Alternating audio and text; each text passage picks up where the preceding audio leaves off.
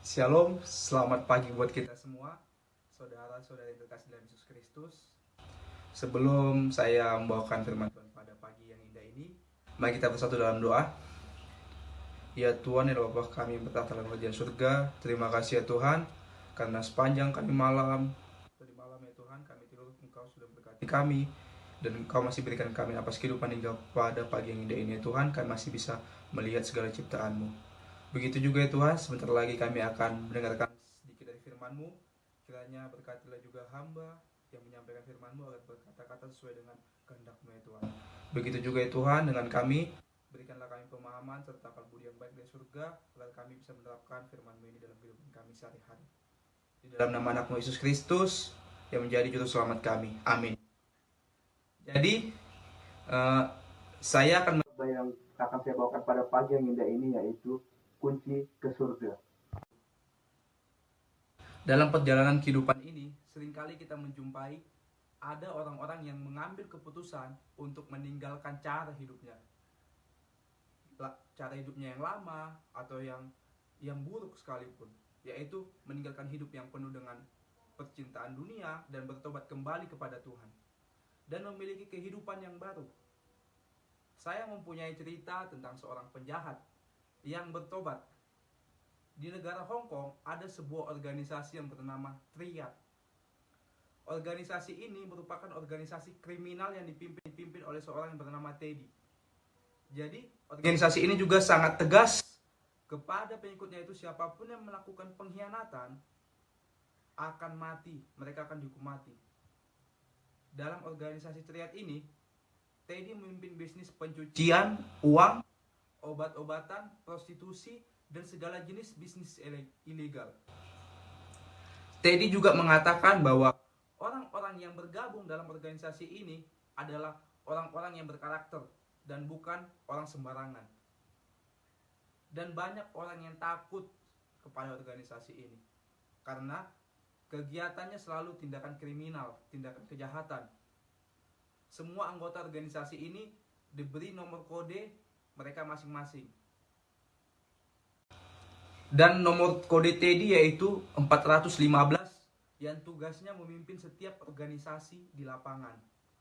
Contohnya seperti dia melakukan perekrutan, kemudian menyelesaikan setiap masalah anggota di lapangan, dan memperluas jaringan tindakan kriminalnya tersebut.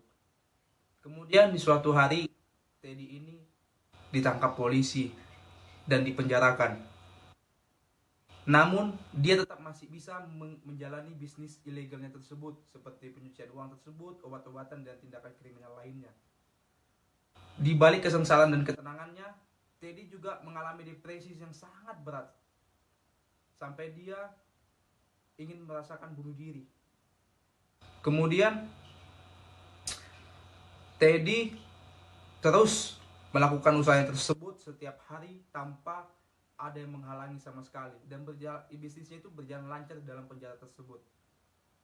Namun suatu hari adalah datang seorang pendoa yang selalu mengunjungi dia dan berkata kepada Teddy, "Kamu sangat sukses dan terkenal di seluruh dunia. Akan tetapi, ketika suatu saat nanti kamu meninggal, kamu akan dikenang sebagai apa?" Pertanyaan inilah yang membuat Teddy mulai berpikir dan merasa sedih.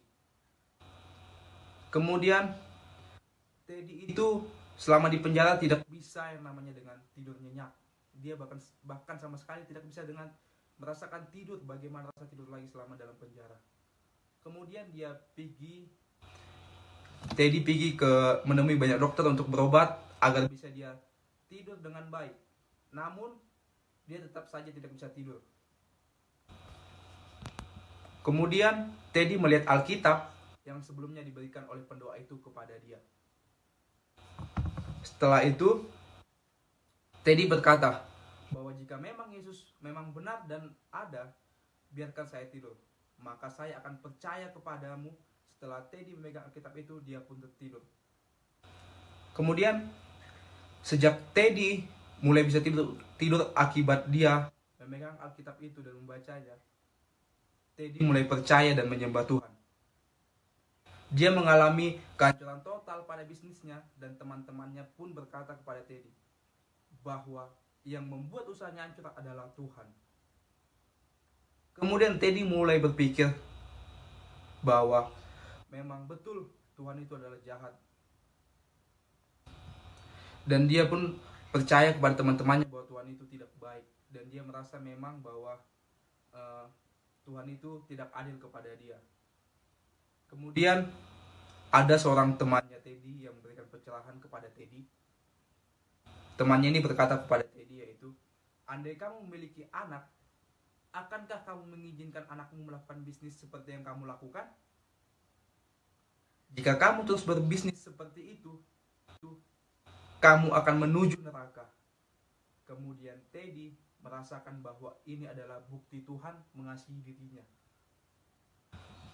Teddy akhirnya menutup semua usaha bisnisnya dan dia berdoa kepada Tuhan agar dia diberikan hidup yang lebih baik lagi dan mendapatkan pekerjaan yang lebih baik juga. Dan Teddy selalu bergantung kepada Tuhan sejak saat itu, dan dia kemudian merasakan bahwa semenjak dia dekat dengan Tuhan, dia merasa hatinya tenang, bahagia, menjadi seorang yang baik dan mendapatkan pekerjaan yang baik. Kisah Teddy ini mengungkapkan kebesaran Tuhan dalam hidupnya setelah dia bertobat dan menerima Tuhan dalam kehidupannya. Kemudian ayat inti khotbah pada pagi ini yang akan saya bawakan, saya kutip dari Matius 3 ayat 2. Saya akan bacakannya. Matius 3 ayat 2 yaitu, bertobatlah sebab kerajaan surga sudah dekat. Jadi di ayat ini diberitahukan bahwa kita harus segera bertobat agar Tuhan bisa menerima kita kelak di surga. Ditangkap polisi dan dipenjarakan, namun dia tetap masih bisa menjalani bisnis ilegalnya tersebut, seperti pencucian uang tersebut, obat-obatan, dan tindakan kriminal lainnya. Di balik kesengsaraan dan ketenangannya, Teddy juga mengalami depresi yang sangat berat, sampai dia ingin merasakan bunuh diri. Kemudian Teddy terus melakukan usahanya tersebut setiap hari tanpa ada yang menghalangi sama sekali, dan bisnisnya itu berjalan lancar dalam penjara tersebut. Namun suatu hari adalah datang seorang pendoa yang selalu mengunjungi dia dan berkata kepada Teddy, kamu sangat sukses dan terkenal di seluruh dunia, akan tetapi ketika suatu saat nanti kamu meninggal, kamu akan dikenang sebagai apa? Kita pasti ingin sekali masuk surga setelah kita bertobat. Namun, apa bertobat itu sebenarnya menurut firman Tuhan? Pertobatan yang benar sesuai dengan kebenaran firman Tuhan adalah pertobatan yang harus terjadi atau berlangsung setiap hari secara terus-menerus dalam sepanjang langkah kehidupan setiap orang percaya. Sehingga orang percaya pada akhirnya bisa memiliki pikiran dan perasaan Kristus. Kemudian di dalam ayat Alkitab Roma 14 ayat yang ke-23 dikatakan juga apa itu pertobatan. Saya akan bacakannya. Roma 14 ayat yang ke-23. Bunyinya demikian. Tetapi barang siapa yang bimbang kalau ia makan, ia telah dihukum karena ia tidak melakukannya berdasarkan iman, dan segala sesuatu yang tidak berdasarkan iman adalah dosa. Jadi di ayat ini dijelaskan bahwa bertobat itu adalah melakukan segala tindakan kita, perkataan kita di dalam kehidupan kita sehari-hari dengan firman Tuhan dan kebenarannya, tidak dengan kuasa iblis, dan kita harus selalu berpegang teguh dengan iman yang diajarkan oleh Tuhan. Dan di dalam ayat Alkitab Kisah Para Rasul 26 ayat 18 kita dapat mengetahui arti dari pertobatan. Saya akan bacakannya. Kisah Para Rasul 26 ayat 18. Kisah Para Rasul 26 ayat 18 dikatakan demikian, untuk membuka mata mereka supaya mereka berbalik dari kegelapan kepada terang dan dari kuasa iblis kepada Allah, supaya mereka oleh iman mereka kepadaku memperoleh pengampunan dosa dan mendapat bagian dalam apa yang ditentukan untuk orang-orang yang dikuduskan. Jadi dalam ayat ini dijelaskan bahwa agar kita mengambil keputusan untuk berbalik dari dosa kepada keselamatan dalam Kristus. Jadi kita diajak untuk tidak lagi berada dalam kuasa iblis dan kejahatan, tetapi kita harus berada dalam kuasa Tuhan dan selalu di dalam firman-Nya. Kita pasti seringkali tidak pernah merasa dosa yang sudah kita lakukan, Oleh karena itu, kita harus berserah kepada Tuhan dan selalu dalam jalannya.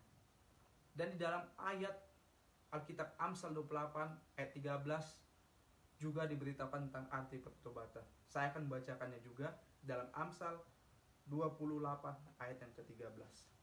13 dikatakan demikian, siapa menyembunyikan pelanggarannya tidak akan beruntung, tetapi siapa yang mengakuinya dan meninggalkannya akan disayangi. Jadi di dalam ayat ini dijelaskan kepada kita bahwa apabila kita menyembunyikan kesalahan dan dosa-dosa kita dan tidak mengakuinya, kita tidak akan menerima kasih Kristus. Tetapi apabila kita mengakui semua kesalahan kita dan dosa-dosa kita selama di dunia ini dan meninggalkan dosa-dosa kita dan kesalahan kita menuju jalan yang lebih benar sesuai dengan firman Tuhan ajarkan kepada kita, agar kita dapat merasakan kasih sayang Tuhan kepada kita dan menerima kita di hadapannya. Kemudian di dalam ayat Alkitab Wahyu pasal 2 ayat yang kelima juga dikatakan mengetahui arti dari pertobatan itu, yang berbunyi, saya akan bacakannya. Wahyu 2 ayat 5 dikatakan, sebab itu ingatlah betapa dalamnya engkau telah jatuh. Bertobatlah dan lakukanlah lagi apa yang semula engkau lakukan. Jika tidak demikian, aku akan datang kepadamu dan aku akan mengambil kaki dianmu dari tempatnya, jikalau engkau tidak bertobat. Jadi dalam ayat ini juga dijelaskan bahwa bertobat itu adalah mengingat dosa kita dan meninggalkannya, kemudian berjalan dengan Tuhan. Di dalam Alkitab Roma ayat 10 juga dijelaskan arti pertobatan. Saya akan bacakannya, Roma 10 ayat 10.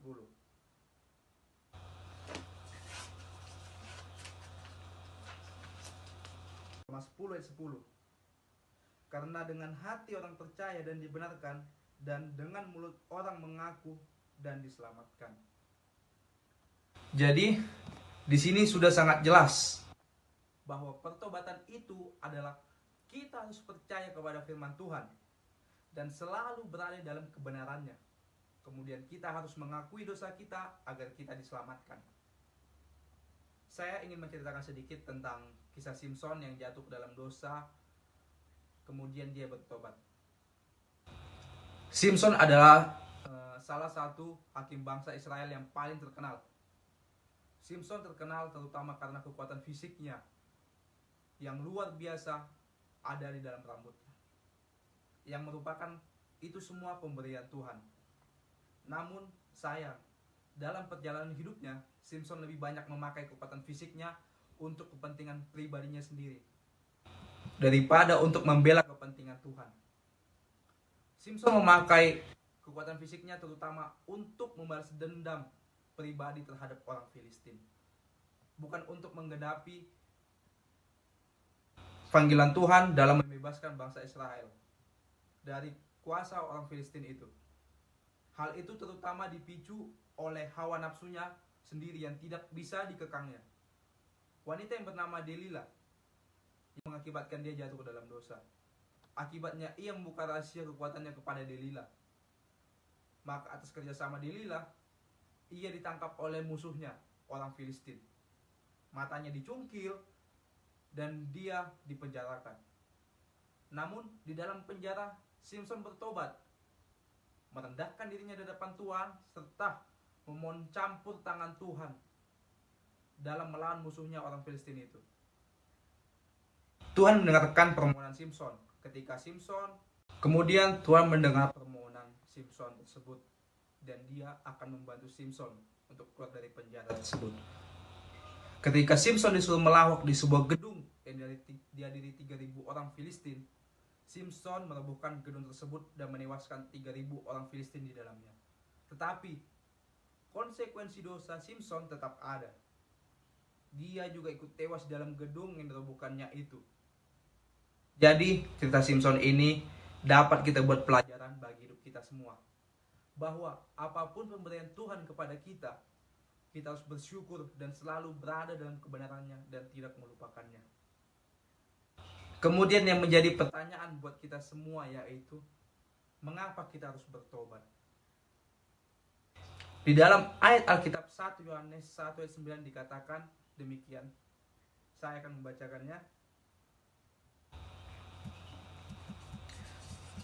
1 Yohanes 1 ayat 9. Jika kita mengaku dosa kita, maka Ia adalah setia dan adil, sehingga Ia akan mengampuni segala dosa kita dan menyucikan kita dari segala kejahatan.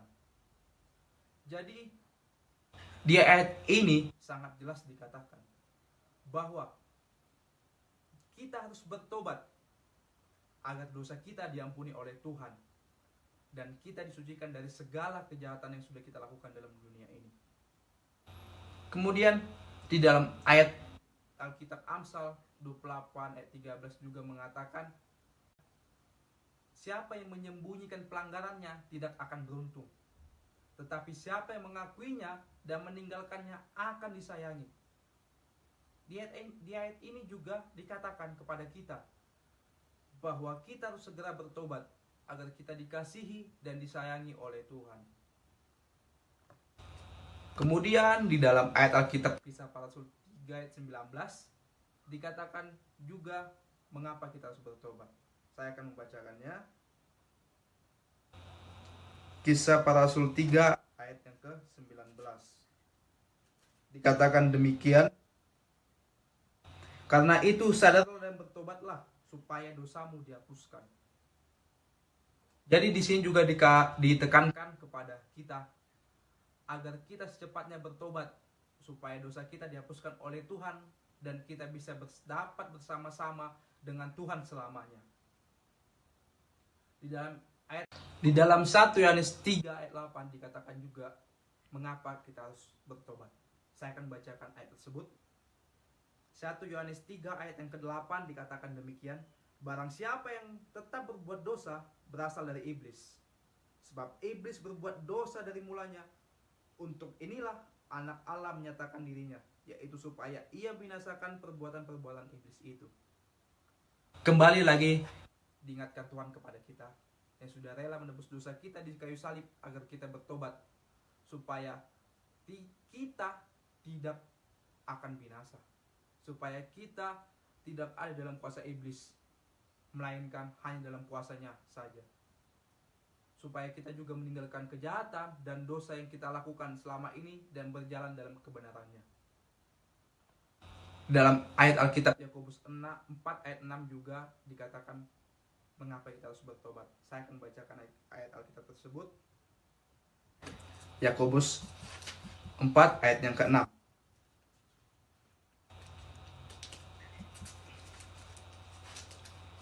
Dikatakan demikian, tetapi kasih karunia yang dianugerahkannya kepada kita lebih besar daripada itu. Karena itu ia katakan, Allah menentang orang yang congkak, tetapi mengasihani orang-orang yang rendah hati. Jadi di ayat ini juga dijelaskan kepada kita bahwa Tuhan tidak menyukai orang yang sombong dan tidak mengakui kesalahannya.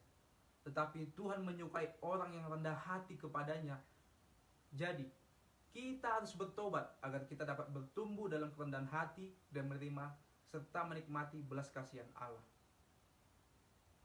Di dalam ayat Alkitab Yesaya 1 ayat yang ke-18 juga dikatakan mengapa kita harus bertobat. Saya akan membacakannya.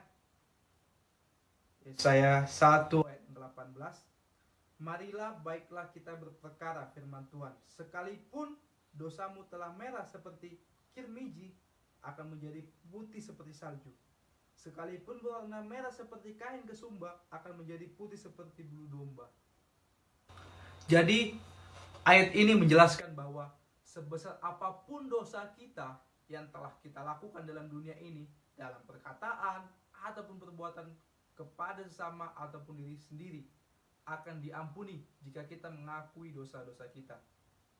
Seperti yang dikatakan dalam ayat tersebut, sekalipun dosa kita sangat besar akan diampuni, dan kita akan menjadi bersih seperti salju setelah kita bertobat. Saya mempunyai cerita tentang seseorang yang mobilnya rusak oleh karena masuk lubang. Jika kita selalu melalui jalan yang setiap hari berkali-kali, kita tentu sudah hafal dengan situasi jalan tersebut. Secara normal, kita pasti sudah mengetahui medan atau kondisinya, kemana kita harus menghindar jika ada lubang. Itu sudah secara insting kita lakukan tanpa harus kita pikirkan lagi. Namun, ada seorang teman saya baru saja bercerita kepada saya bahwa ia harus mengeluarkan biaya yang cukup besar karena harus memperbaiki kaki-kaki mobilnya yang rusak akibat terbanting di lubang. Ia bercerita bahwa itu terjadi pada waktu hujan lebat, karena wiper mobilnya tidak berfungsi dengan baik karena sudah tua. Ia mengira bahwa itu tidak terlalu masalah karena ia juga merasa bahwa dia sudah hafal jalan yang akan menuju rumahnya dari kantor. Ternyata pikirannya itu tidak sepenuhnya benar dengan fakta yang terjadi. Dalam kecepatan mobil yang cukup kencang, ia terperosok ke dalam lubang yang sangat besar akibat gerusan air hujan. Akibatnya mobilnya pun mengalami kerusakan di bagian bawahnya. Gangguan air hujan yang membasahi kaca mobil membuatnya tidak bisa melihat dengan baik. Dan akibatnya ia pun harus tertimpa masalah. Seperti itu pula hidup kita. Lewat ilustrasi ini, kita diingatkan tentang apa yang bisa terjadi jika pandangan kita terhalang sesuatu dalam melangkah. Seperti halnya dalam kejadian mobil terjerumus ke dalam lubang yang dialami oleh teman saya hari ini, dosa yang ada dalam diri kita bisa menghalangi pandangan kita, sehingga kita menjadi sulit melihat sesuai dengan firman Tuhan dan akhirnya menjadi celaka. Tuhan sudah mengetahui apa yang akan kita lakukan. Kemudian teman saya ini juga sudah mengetahui betul kondisi jalan menuju rumahnya. Tetapi ketika pandangannya terhalang, maka ia pun mengalami sebuah musibah kecelakaan hingga dapat merusak mobilnya tersebut. Kemudian juga seperti itu pula kita yang mungkin sudah mengenal Tuhan, mengenal pribadinya, namun dosa kita bisa menghalangi dan menjauhkan kita dari Tuhan, dan akhirnya bisa mencelakakan diri kita sendiri. Jangan beri toleransi pada dosa sekecil apapun, karena baik dosa besar ataupun kecil tetaplah dosa yang menjadi penghalang. Dalam Galatia 5 ayat yang ke-9. Sedikit lagi sudah mengkamirkan seluruh adonan. Jadi di sini diberitahukan kepada kita agar kita ingat selalu pesan Yesus, agar kita selalu memikirkan tentang firman Tuhan dan selalu berjalan dalam kebenarannya. Di dalam Matius 12 ayat yang ke-35 dikatakan juga demikian. Matius 12 ayat yang 35, orang yang baik mengeluarkan hal-hal yang baik dan pembendaharaannya yang baik, dan orang yang jahat mengeluarkan hal-hal yang jahat dari perbendaharaannya yang jahat. Jadi singkirkan segala dosa-dosa yang menghalangi kita, supaya kita jangan sampai terjerumus ke dalam lubang yang sama. melainkan kita bisa selamat dari dosa-dosa kita dan kita dapat menjalani perjalanan hidup kita dengan baik sesuai dengan firman Tuhan. Dosa itu bisa merintangi hubungan kita antara kita dengan Tuhan, sehingga Dia tidak mendengar dan menjawab doa-doa kita. Dosa juga membuat hubungan kita terhalang dengan Tuhan. Dosa juga membawa kita kepada maut dan jauh dari Tuhan. Oleh karena itu, agar kita bisa bertobat dan meninggalkan kesalahan-kesalahan kita kembali kepada Tuhan. Kemudian kita merubah sikap-sikap kita, perkataan kita, perbuatan kita lebih baik sesuai dengan ajaran firman Tuhan. Kita pasti seringkali merasakan bahwa tindakan kesalahan kita itu tidak besar. Kita merasa tidak sama sekali melakukan kesalahan. Tapi kita harus mengakuinya, kita harus mengingat apa kesalahan dan dosa-dosa yang telah kita perbuat yang menjatuhkan kita ke dalam lubang yang sama, ke dalam dosa yang sangat membuat kita sengsara. Saya mempunyai pengalaman tentang begitu baiknya Tuhan sudah hidup saya. Pada sekitar tahun 2006, itu umur saya sekitar 5 atau 6 tahun. Jadi saya bersama mama saya pergi ke Medan dari Jakarta menaiki sebuah bus. Di dalam perjalanan, saya dan mama saya itu selalu berdoa agar kami sampai ke Medan dengan selamat. Karena sejak selama perjalanan itu, kami melihat bahwa supir dan kernet yang bawa bus itu mereka sedang meminum minuman keras. Jadi kami sangat khawatir sekali. Karena apabila mereka mabuk, apabila mereka tidak bisa mengendalikan dirinya, pasti kami tidak akan selamat. Pasti kami akan mempunyai sebuah masalah, yaitu kecelakaan bus. Kami selalu berdoa hingga pada suatu pagi subuh kami sampai di Pekanbaru. Di situ jalannya sangat bagus, jalannya lurus, kemudian tidak ada suatu apapun. Tetapi itulah mungkin akibat supirnya yang mabuk dan yang mabuk, mereka tidak bisa mengendalikan busnya dengan baik. Mereka menganggap bahwa di depan jalan tersebut ada seseorang yang menyeberang, tapi sebenarnya tidak ada seseorang pun yang menyeberang di situ. Kemudian remnya blong dan bus tersebut berbalik-balik hingga kami itu banyak yang meninggal. Dan saya sendiri, saya masuk ke sebuah jurang, saya terpental dari kaca jendela. Di situ saya merasakan kejatuhan itu nyata, dan itu pertama kali saya melihat malam. Jadi waktu saya jatuh ke jurang tersebut, orang-orang mengatakan bahwa saya tidak mungkin lagi selamat. Tapi Tuhan berkehendak saya. Tuhan mengirim 2 malaikat untuk menolong saya, yaitu dengan kata mereka menuntun saya sangat melihat, mereka mengatakan, ayo naik, mama kamu sudah menunggu di atas. Saya dibantu, saya melihat begitu indahnya mereka itu. Kemudian tiba saya sampai di atas, mama saya sudah mencari-cari saya dan mama saya meluk saya. Dan di situ saya juga beragak sedih karena kenapa? Di dalam satu bus tersebut, semua orang meninggal kecuali saya dan mama saya. Tapi memang ini mujizat Tuhan yang saya alami dalam kehidupan saya. Dan oleh akibat itu sampai sekarang saya masih mengalami rasa trauma untuk menaiki sebuah bus. Tapi saya sangat berterima kasih kepada Tuhan. Oleh karena Dia saya masih diselamatkan sampai sekarang.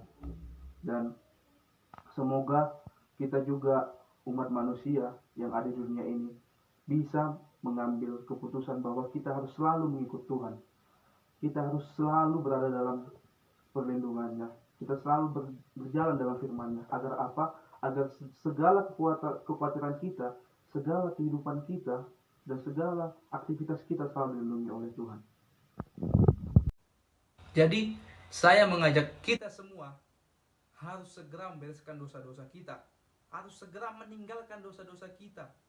Mengakui dosa-dosa kita dan bertobat sungguh-sungguh. Lalu bertekad tidak mengulanginya lagi. Agar kita bisa dengan gampang dan dengan mudah dekat dengan Tuhan dan berada di dalam kebenarannya. Karena Tuhan itu sangat baik kepada kita. Dia sangat mengasihi kita, Dia sayang kepada kita apabila kita mengakui dosa-dosa kita dan meninggalkannya. dan kita berada dalam jalan kebenaran Tuhan tersebut dan berada dalam firman-Nya. Tuhan memberkati kita. Mari kita bersatu dalam doa. Terima kasih ya Tuhan, Engkau sudah membantu hamba untuk memberikan sedikit dari firman-Mu, yaitu tentang bagaimana agar kami segera meninggalkan dosa-dosa kami dan bertobat, karena dosa dapat membawa kami kepada kematian dan sengsara. Tolong bantu kami ya Tuhan, agar kami dapat meninggalkan dosa-dosa kami dan kami dapat dalam kuasa-Mu, dan jauhkan kami dari kuasa-kuasa iblis ya Tuhan. Kami tahu ya Tuhan, banyak sekali dosa yang sudah kami perbuat, yang kami sengaja maupun tidak sengaja. Kiranya bantu kami agar kami dapat meninggalkan dosa-dosa kami dan kami dapat berjalan sesuai dengan kebenaran firman-Mu Tuhan. Ampuni segala dosa-dosa kami ya Tuhan, yang sengaja maupun tidak sengaja, agar tidak terhalang kasih karunia-Mu kepada kami. Di dalam nama anak Yesus Kristus kami berdoa dan mengucap syukur. Amin.